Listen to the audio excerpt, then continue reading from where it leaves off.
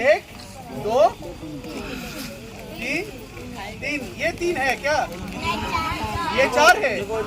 तो तीन कितना है? ये। অশ্বত্থ গাছের নিচে আদিবাসী শিশুদের পড়াচ্ছেন আরামবাগ এসডিপিও সুপ্রভাত চক্রবর্তী। শিশু দিবসে এমনই অভিনব চিত্র ধরা পড়ল খানাকুলের কৃষ্ণনগরে। শুক্রবার থেকে খানাকুলে শুরু হয়েছে গাছতলায় পাঠশালা। এদিন ছিল তার উদ্বোধন। প্রধানত পরিযায়ী শ্রমিকদের শিশুদের শিক্ষাদানের জন্যই কৃষ্ণনগরে একটি ইটভাটায় এই আয়োজন করেছেন খানাকুলের বিশিষ্ট শিক্ষক অমিত আঢ্য, সমাজসেবী মণিমোহন সিং সহ অন্যান্যরা। আপাতত প্রতি রবিবার এই পাঠদান চলবে বলে জানা গেছে।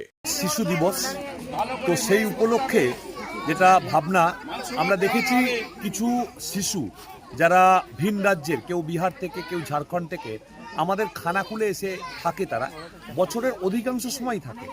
এরা শিক্ষার সঙ্গে, স্কুলের সঙ্গে, বিদ্যালয়ের সঙ্গে, শিক্ষক শিক্ষিকার সঙ্গে কোনোভাবেই সংযুক্ত নয়। এরা আজও এদের মধ্যে শিক্ষা প্রবেশ করতে পারেনি, এদের কাছে শিক্ষা এসে পৌঁছতে পারেনি। তাই এরাও যাতে শিক্ষার আওতায় আসতে পারে, আজ শিশু দিবসে সেই অঙ্গীকার যে এই সমস্ত শিশুদেরও শিক্ষার আঙিনায় নিয়ে আসতে হবে। তাই আজ তাদেরকে নিয়ে একটা নতুন করে গাছতলার পাঠশালা বা গাছতলায় একটা পাঠশালা সৃষ্টি করা হয়েছে। সেই পাঠশালাতে এই শিশুরা প্রত্যেক রবিবার একটা ক্লাস বা তাদের প্রাথমিক পাঠ করা হবে। এদিনের উদ্বোধন অনুষ্ঠানে আরামবাগের এসডিপিও ছাড়াও উপস্থিত ছিলেন খানাকুল ওসি সমীর মুখার্জিও। প্রথম প্রধানমন্ত্রী, আজকে যার নামাঙ্কিত শিশু দিবস, তিনি একটা কথা বলেছিলেন যে everything can wait but education can't. সব কিছু ওয়েট করতে পারে, সব কিছু অপেক্ষা করতে পারে, কিন্তু শিক্ষা ওয়েট করতে পারে না, শিক্ষা দাঁড়িয়ে থাকতে পারে না। তো আজকে অমিত স্যার খানাকুলের বুকে, আমি বলবো এটা একটা বৈপ্লবিক একটা চিন্তাভাবনা, এবং তার আমরা ইমপ্লিকেশনস গ্রাউন্ড লেভেল মানে সত্যি গ্রাউন্ড লেভেল, একদম গাছতলার নিচে বোর্ড স্লেট আমরাও ইউজ করলাম।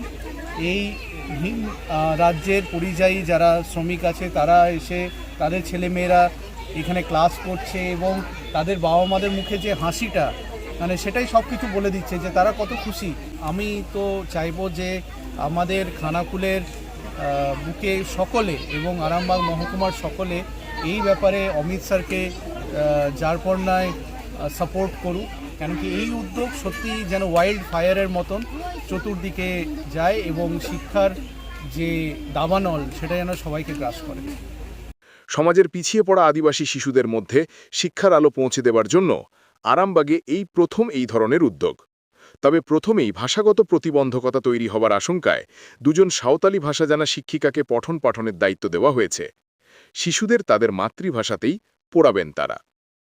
কথা হচ্ছে, রবীন্দ্রনাথ চেয়েছিলেন গাছের তলায় বসে ক্লাস করার জন্য। তার যে শিক্ষা দেয়া, তার পদ্ধতি এবং তার যে ছেলেরা অন্তরের মধ্যে ঢোকায়, ওই একটা সামান্য চার দেয়ালের মধ্যে এগুলো হয় না।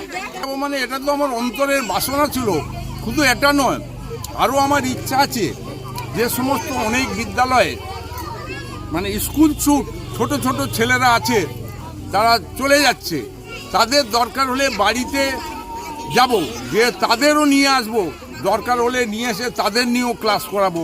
এইরকম ধরনের আমার ব্যক্তিগত মনে উদ্যোগ আছে। বিভিন্ন ধরনের খবরের জন্য লাইক ও সাবস্ক্রাইব করুন বাংলার কথা।